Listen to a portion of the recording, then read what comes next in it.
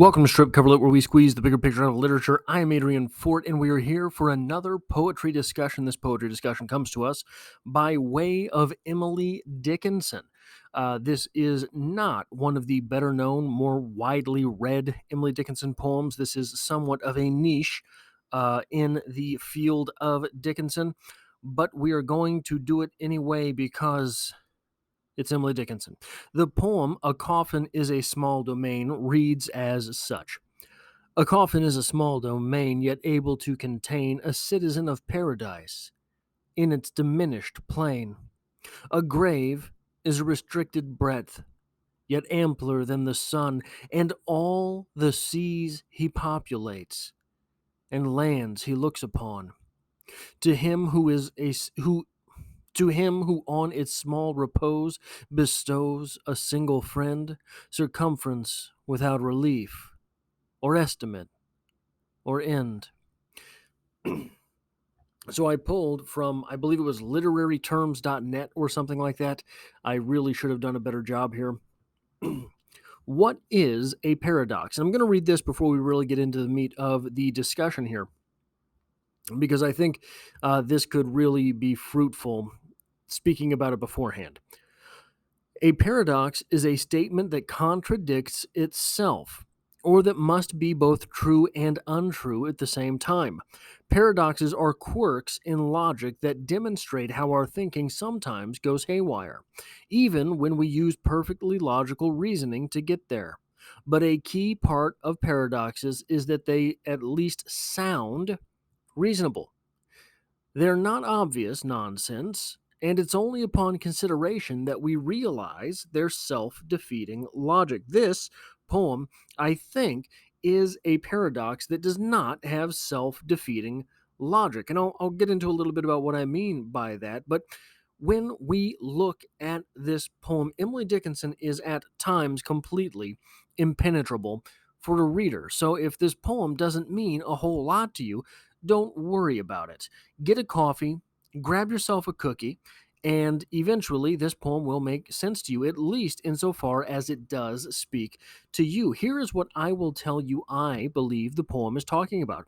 A coffin is a small domain, yet able to contain a citizen of paradise in its diminished plane. Here we're talking about a coffin is a small thing, but what it contains is vast, is large, is the actual thing which was alive. People, it contains a person. A coffin contains a person, right? People are all we really have. People are our entire reality, um, for the most part, right? Some of us are hermits, but even a hermit like Emily Dickinson is able to talk about a citizen of paradise, paradise being the next world. That citizen of paradise is contained in this little box. Then we get a grave is a restricted breadth. It's a small thing, a restricted breadth, yet ampler than the sun, and all the seas he populates and lands he looks upon. To him who on its small repose bestows a single friend, circumference without relief, or estimate, or end.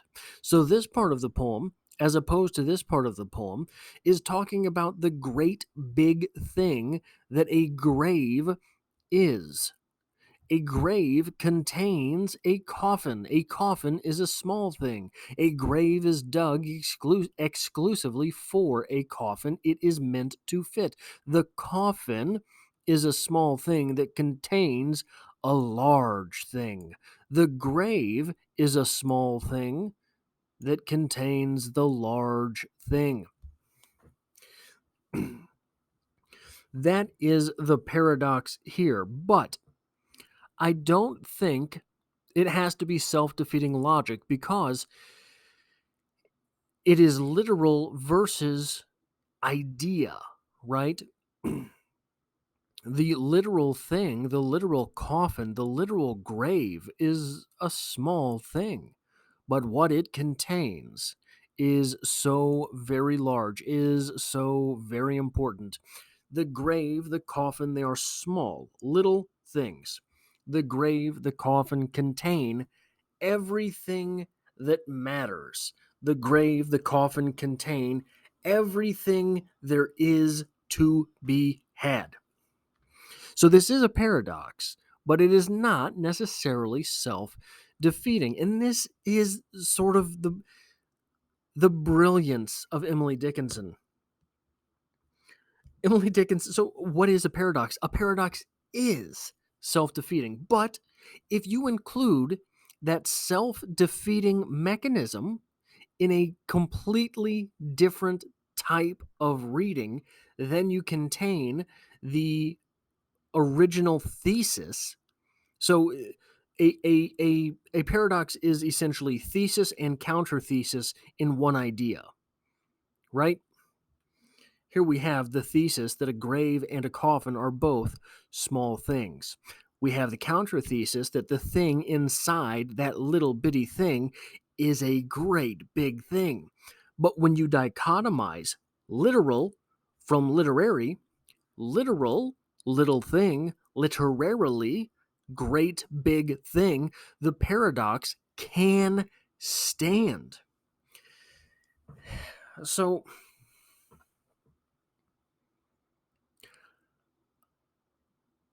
Emily Dickinson is my favorite poet.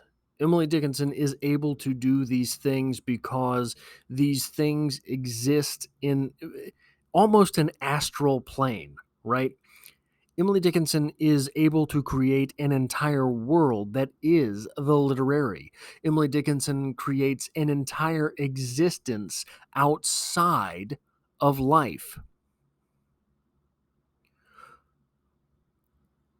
It is difficult, I think, to reconcile this type of genius in today's world. So, one of the examples that I always like to give when speaking about true genius, Isaac Newton, brilliant guy, right? Sort of a loner, kind of crazy. Isaac Newton lived in a world where the plague was breaking out. And he had gotten into an argument with his friend over whether or not you could really track. I think it was track. Don't call me out on it. I'm not a math guy. I'm not necessarily a history guy in this close of terms. The loose idea. He got in an argument with his friend as to whether or not you could track where the moon would be. The plague broke out. Both of these gentlemen were confined inside their own place. And basically on a dare, basically on a whim, basically on a, oh yeah, I bet I can, Isaac Newton invented differentiated calculus. Maybe that's not the right term. Again, I'm not a math guy. But decided, yeah, you can figure that out. You can do it with equations. And I'm going to invent a math. And he did it. That type of brilliance, that type of genius is something that is difficult for us in today's world to really grapple with which we find difficulty grappling. Emily Dickinson exists in that same space. Now, Emily Dickinson did not revolutionize physics. Emily Dickinson did not single-handedly craft a maths. Okay, I get it. What I mean, everything that Isaac Newton would have done to create a math was so mystifyingly cerebral that I don't think many people have never had those tools. I think we are entering a world where fewer and fewer people will have those tools because of what is necessary there. It is so it is necessary to do that thing, to create that astral plane in your mind. Basically, each time you sit down to do that work, you have to invest some parabolic number of minutes or hours re-entering that space. So Isaac Newton starts making this math, has to take a sleep, has to go to bed, passes out, wakes up. In order for him to re-find his place, to reestablish, to reclaim where it was that he left his work, in order for him to get there, he doesn't sit down and do it. He doesn't just enter. He doesn't just walk through the door. One does not simply recreate math. He has to go through his notes and retrack those mental steps. Einstein was very good at this as well. Einstein, however, used what were known as thought experiments as shortcuts. So when he was thinking about the speed of light, one of the things he did was imagine he was on a train, I believe it was. A train traveling at the speed of light. So he's hanging onto the top of the train, Jesse James style, hanging onto the top of the train, and he turns on a flashlight. What happens? Now, that is a really useful shortcut for all of the numbers involved and what it is that you have to do to figure out the speed of light, to say, is there anything faster than that, to say, bop, bop, bop, bop, bop. That's a great shortcut. You still have to get back in that place.